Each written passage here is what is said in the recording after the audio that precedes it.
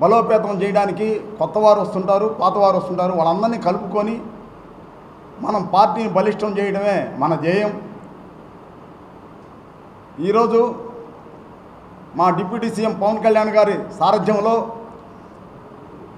ప్రతి ఒక్కరూ కష్టపడి పనిచేస్తున్నారు. ముఖ్యంగా కూడా మా నాయకుడు ఒక కోహినూర్ వజ్రం లాంటి వారు. అటు 10 తరాలకి ఇటు 10 తరాలకి వజ్రం, కోహినూర్ వజ్రం ఎలాంటి విలువ అలాంటి నాయకుడు దొరకడం రాష్ట్రానికి, భారతదేశానికి ఒక అదృష్టం.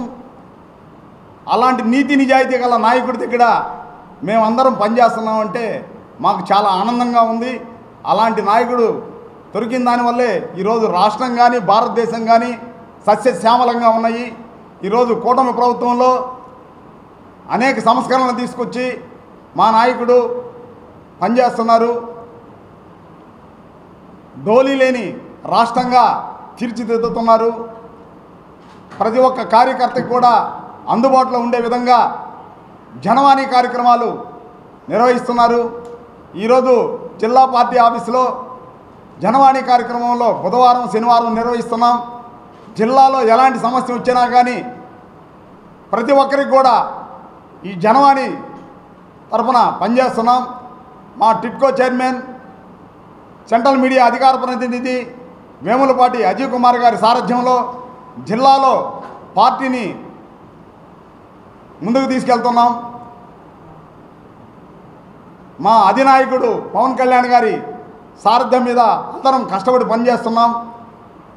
రాబోయే రోజుల్లో పంచాయతీ ఎలక్షన్లు అయితేనేవ్వండి, కార్పొరేషన్ ఎలక్షన్లు అయితేమి దగ్గరగా ఉన్నాయి.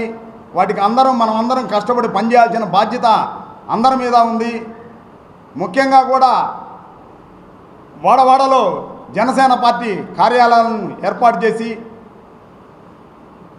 అందరికీ అందుబాటులో ఉండేటట్టు, ప్రజా సమస్యలు తీర్చిదిద్దేటట్టు మనం అందరం కలిసికట్టుగా పనిచేస్తాం. ఎవరు వచ్చినా కానీ, కొత్త వాళ్ళు కానీ, పాత వాళ్ళు కానీ జనసేన పార్టీకి వస్తే వాళ్ళని గౌరవించాల్సిన బాధ్యత మన అందరి మీద ఉంది. వాళ్ళని గౌరవిస్తాం కూడా. కొంతమంది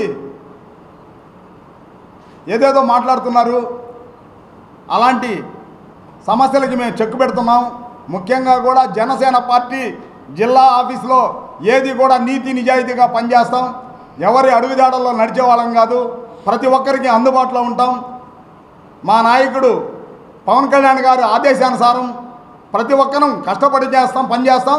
మా నాయకుడు ఎంత నిజాయితీగా ఉన్నాడో అదే నిజాయితీలో జన సైనికులు, వీర మహిళలు పనిచేస్తున్నారు.